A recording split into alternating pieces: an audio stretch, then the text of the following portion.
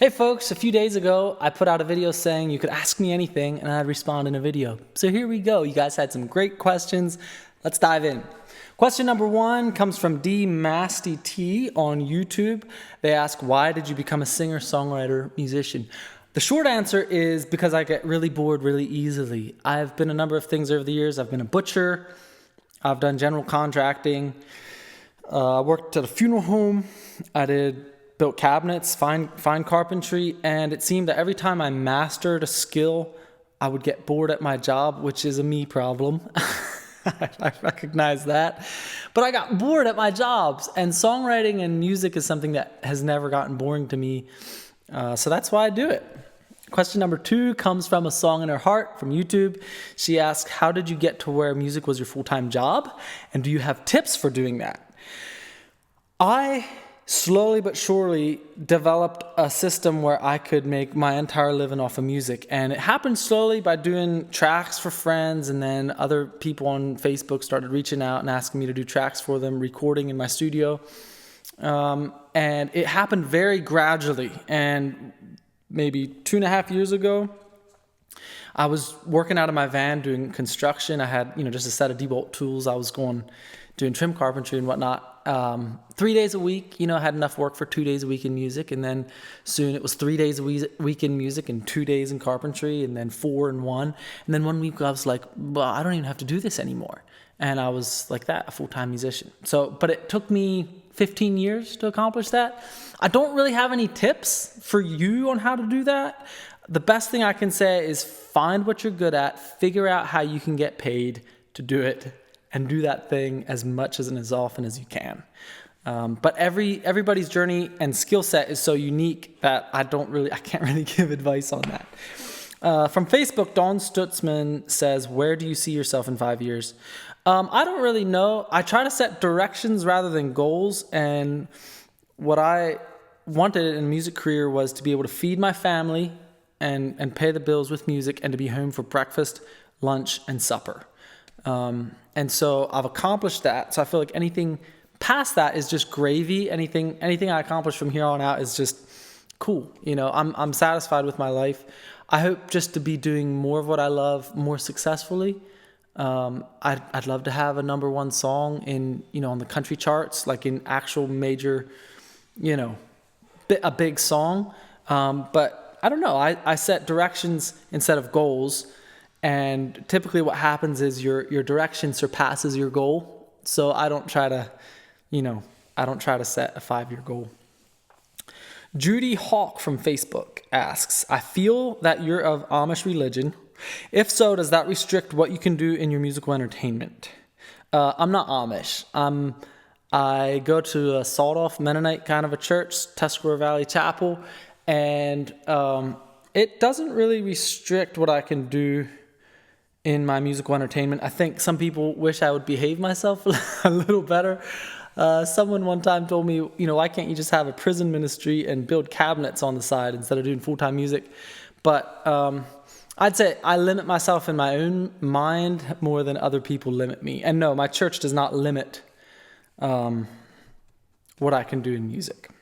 Gail Leister Olsch asks from Facebook, she says, I have seen you play the acoustic and electric piano, organ, drums, different types of guitar, melodica, harmonica, violin, bass, fiddle, auto harp, and accordion. Were they all self-taught, and is there any instrument you can't play?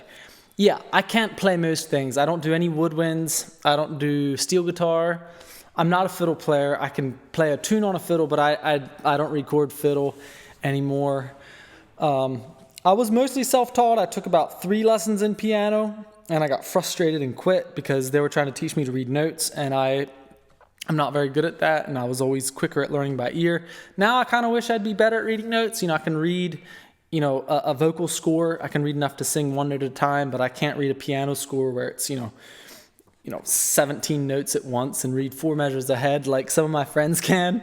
But yeah, most of it's self-taught if you count YouTube. There's a lot of great resources out there online, and that's how I learn most everything. David Miller asks, what's your favorite kind of cheese? A more serious question, what, in your opinion, is the best decorating music? My favorite kind of cheese is a very dry, sharp cheddar. And my favorite decade in music, I don't know. I'd say the 60s. I think there was a lot of innovative, great things going on in country and rock and roll. But shoot, man, every decade's a great decade if you're in music.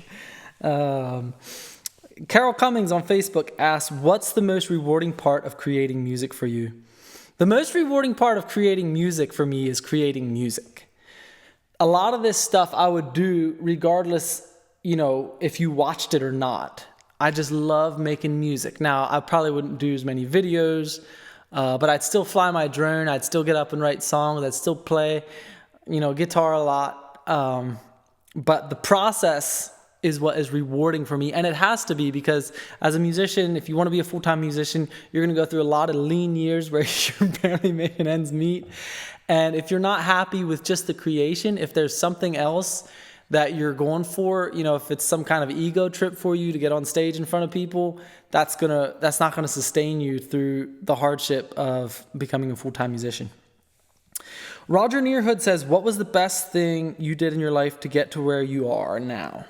I think the best thing I did was a pivotal moment in my life was when I was working at the cabinet shop and I was getting very dissatisfied with my life. I wanted to be a full-time musician, and my wife told me, she said, you need to start thinking of yourself as a musician who builds cabinets, not as a cabinet maker who wants to be a musician.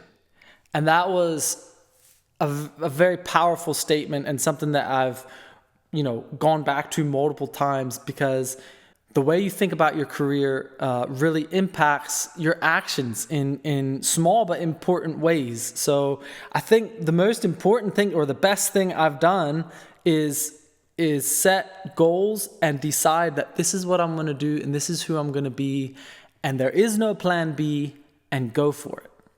Because if you have a plan B, you're going to take a plan B when plan A gets hard.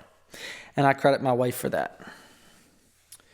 G. Ebersoul 2246 on YouTube asks about copyright infringement. Do you view this as just being part of your profession, or do songwriters such as yourself have an organization hired to protect your work? Copyright infringement is not really something I worry about, mostly because a lot of my songs, I have demos. I record demos for my songs, and they all have digital timestamps on. So, if someone says, hey, I actually wrote Live and Left to Do, I'll be like, okay, well, fine. Show me proof that you had the song prior to, January 12th of 2020, whatever. January 12th of 2020, whenever I wrote the song. This used to be a bigger deal when there was no digital timestamps on things. I have friends, hit songwriters, who've had to settle out of court for massive sums of money, because when you have a hit song, inevitably there's some crazy person who comes out of the woodwork and says, hey, I actually wrote the song, and they'll have it scribbled on a piece of paper, and there's no way to prove the date. There's stories I could tell you of that, people who have settled massive sums of money because of copyright infringement. But these days, mostly I find that the people who are most concerned about copyright infringement have the least reason to be. I haven't had anybody steal my work, and it's not very likely to happen. And if they try, it's very easy to prove who wrote it first. Bob Patterson on YouTube asks, do you have such God-given talent? Do you plan to make more gospel videos? We really enjoy the ones you've made, Bob and Chris. Well, thank you, Bob and Chris. Yeah, I do plan to make more gospel videos, although I consider all my videos to be gospel videos. I'm a believer, and I'm not ashamed of that. But one of the things that I struggle a little bit with the Christian entertainment industry is just that. It's Christian entertainment, and I wish that we as believers would be more honest with ourselves.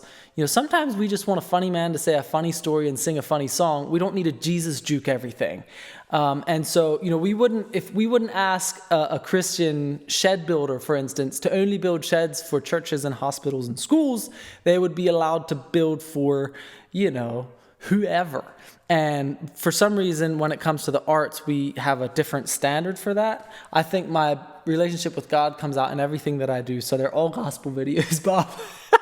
But yeah, I get your point, and I have some stuff in the works. Marvin Marvin Troyer 069 on YouTube says, without being mean to them, how do you respond nicely to all the boomer old timers who keep telling you should only sing gospel songs that they approve of?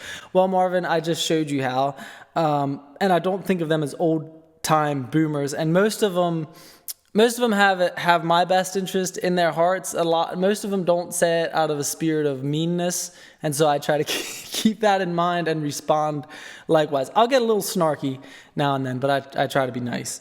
Katie Leanne Esch on YouTube asks, what's your number one goal in life that you have confidence that's going to happen yet? I think one goal that I have set that I think will happen eventually, I really want to play the Grand Ole Opry. That's kind of like the highest honor as a country songwriter and performer. That's one thing that probably the only thing that if I die without playing the Grand Ole Opry, I'll be a little bit bummed. Not too bummed. My life is good, right? But that's one thing that I really hope to do someday yet. Well, folks, that's it. Thanks so much for your questions, and thanks for watching. You all have a great day.